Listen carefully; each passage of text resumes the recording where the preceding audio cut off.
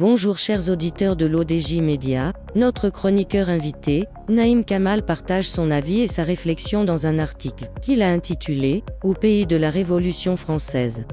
Qu'on écoutera ensemble dans ce podcast, l'auteur ouvre la voie à sa réflexion en disant que quelques 80 000 enfants sont mal logés en France et la moitié d'entre eux n'est pas scolarisée, a indiqué la ministre française des Solidarités et des Familles. Notre chroniqueur invité démarre son argumentation de la manière suivante. La pauvreté touche quelques 9,2 millions de personnes en France, soit près de 15% de la population, selon l'Institut national de la statistique et des études économiques, INSEE. Plus d'une personne sur 10 se prive de certains besoins élémentaires, chauffage, alimentation et divers produits et services. Vu d'un pays du Sud global, nouvel euphémisme pour dire les archaïques en voie de développement et tiers-monde, cette situation n'a rien d'extraordinaire. À la limite, elle est enviable. Malheureusement, pour ces enfants, on ne parle pas d'Alaouz marocain ou des quartiers périphériques des villes du royaume, on ne fait pas non plus référence aux États-Unis d'Amérique, contrée de l'ultralibéralisme assumé, qui du haut de leur puissance jamais égalée dans l'histoire, s'accommodent fièrement de leurs méga-milliardaires en dollars et de leurs giga-pauvres.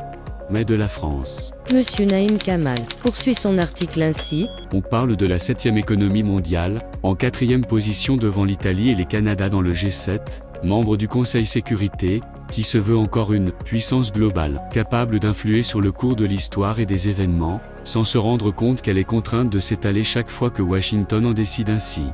Au pays de la Révolution française, 1789, et plus tard de la Commune de Paris, 1871, des émeutes des périphéries, 1979, 1990, 2005 et 2023, et des gilets jaunes borgnés et estropiés, 2018.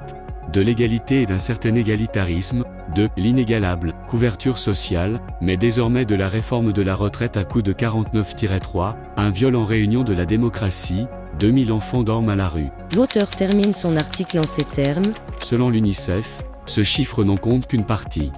De nombreuses familles qui ne recourent pas aux urgences sociales, ne sont pas recensées. En somme, seulement la face visible des misérables, que compte la patrie de l'abbé Pierre. Rédigé par Naïm Kamal.